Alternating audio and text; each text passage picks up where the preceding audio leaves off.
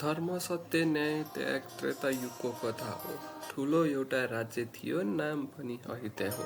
चैत्र शुक्ल नवमी मध्य दिनमा जन्म भो। पुत्र उनी दशरथको नाम पनि राम हो। पुत्र उनी दशरथको नाम पनि राम हो।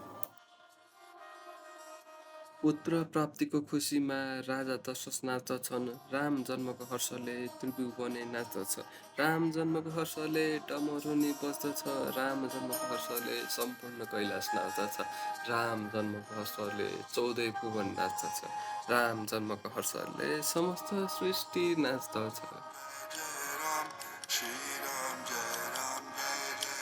एक दिनको कुरा हो, माता कौशल्या राम हेर्न जानुभयो। झोलुङ्गमा हुनुहुन्थेन, मनमा साह्रै चिन्ता हो। शिर उठाई माथि हेर्दा दिव्य दृष्टि देख्नुभयो। जता दृष्टि त्यतै राम, सर्वत्र राम देख्नुभयो। सन्ताप जाग्यो मनमा, यहाँ माताको हृदय काम्दो पो। बुझी माताको भावना, आफ्नो गुह्य खोल्नु पो। प्रथम पटक मेरो भगवान श्री राम बोल्नु पो। हर्ष मनाऊ सबैजना, मेरो भगवान बोल्नु पो। नाच गाऊ सबैजना, मेरो भगवान बोल्नु पो। हर्ष मनाऊ सबैजना, मेरो भगवान बोल्नु पो।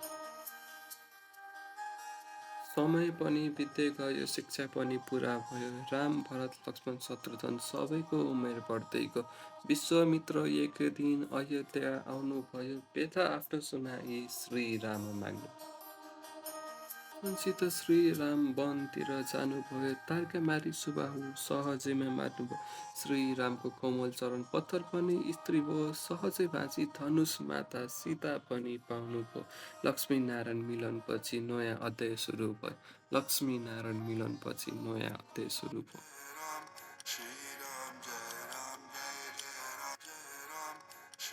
राम राजा बन्ने एउटा कथा छ यहाँ। हर्षित प्रजा हर्षित राज्य, राम राजा प्रस्ताव छ। हर्ष उल्लास माझमा एउटा षड्यन्त्र रच्दछ। राजा भरत यहाँ रामलाई वनवास पर्दछ। राजा रामको कथा श्री रामतिर बढ्दैछ। राजा बन्ने रामको यात्रा श्री राम बन्दैछ।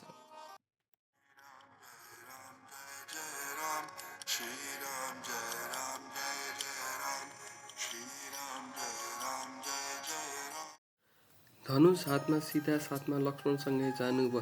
समय क्रमको चक्र घुम्यो, माता सीता हरण भयो। 14 भुवनकै धनी आज साह्रै धेरै रुनुभयो। ज्ञान त सबै थिए चित्तमा, मानिसरी रुनुभयो।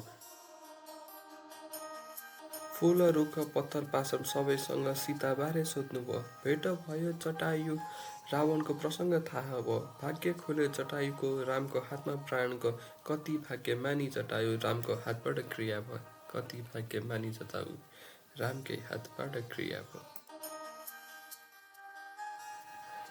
मार्गमा फूल सजै रामको एउटा प्रतीक्षा छ। पुरा भयो प्रतीक्षा सबरीको, रामको आज आगमन छ। ऋष्यमुखी पर्वततर्फ रामको मार्ग बढ्दैछ। भक्त अनि भगवानको मिलन अब हुँदैछ। राम कथामा राम भक्त हनुमान जुट्दैछ। राम कथामा राम भक्त हनुमान जुट्दैछ।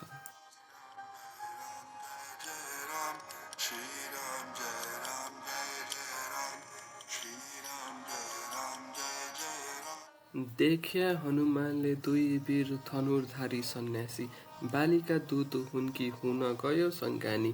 भेष बनाई ऋषिको भक्त भगवान मिलन भयो। सुनि नाम श्री राम हनुमान हर्षित भयो। सुनि नाम श्री राम हनुमान हर्षित भयो। काँधमा बोकी दुई वीर भक्त हनुमान जानुभयो। मिलन भयो सुग्रीवसँग, बालीको नि मृत्यु भयो। सीता खोज्न सुग्रीव सेना 10 दिशा प्रस्थान भयो।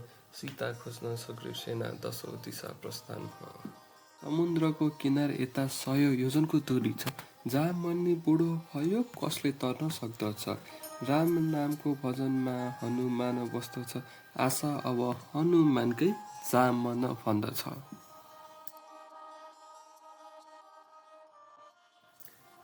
राम काज भए तब अवतारा, सुनतेही भए पर्वत आकारा। जब हनुमानजीले सुन्नुभयो राम काजको लागि मेरो अवतार भएको हो, तब उहाँको आकार पर्वत जत्रो भयो। राम काज भए मम अवतारा, सुनतेही भए पर्वत आकारा। भक्तिको शक्ति अब सुन्दर काण्डको सुरुवात। समुद्र भीतिमकी रावण बन्दी बनाऊ, आज्ञा मलाई दिनुहोस् कुलै नष्ट गराऊ।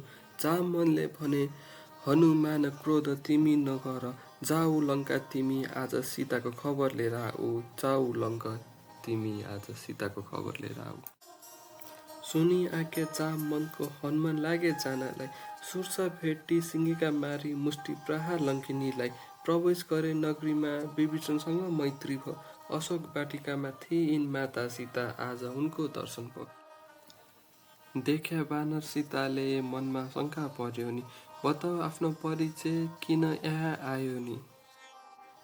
रामदूत माता जानकी सत्य शपथ करुणा निधान की।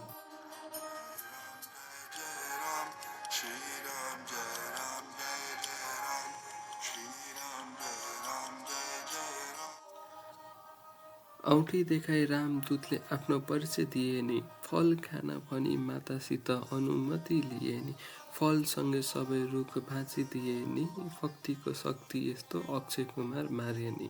ब्रह्मास्त्र चलाई मेघनाथले हनुमान बाँध्नलाई खोजे नि, बान्न कुन शस्त्रले सक्थ्यो हनुमान आफै उहाँ बाँध्या नि।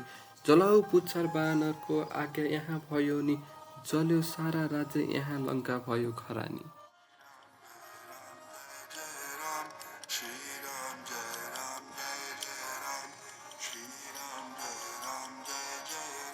राम नाम जसले सागर सुख नदिएन नि, पत्थरलाई पनि पछि छुट नदिएन नि, सागरले नि आस्था टुट्न दिएन नि, पत्थरले नि राम नाम डुब्न दिएन नि।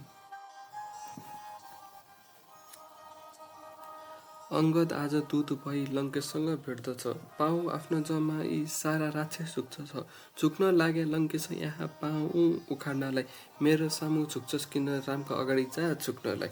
यति भनी अङ्गद पनि सन्देश लिई फर्किए। राम रावण युद्धमा धरती सारा थर्किए, मेघनाथको बाण यहाँ लक्ष्मणजीलाई लागेको, वैद आई औषधिमा सञ्जीवनी मागेको, भक्त यहाँ हनुमान सञ्जीवनी खोज्न गएको, भक्तिको शक्ति यस्तो पहाडे बोकी ल्याएको, मेघनाथ मारी कुल सबै मारेको, रावणको नि अन्त्य भयो पापी सबै मारेको।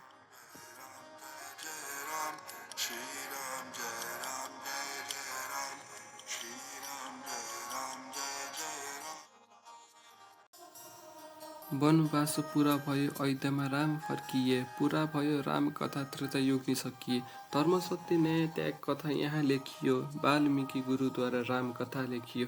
धन्य म धन्य तिमी राम कथा सुनियो, धन्य धन्य सारा संसार जहाँ राम नाम सुनियो।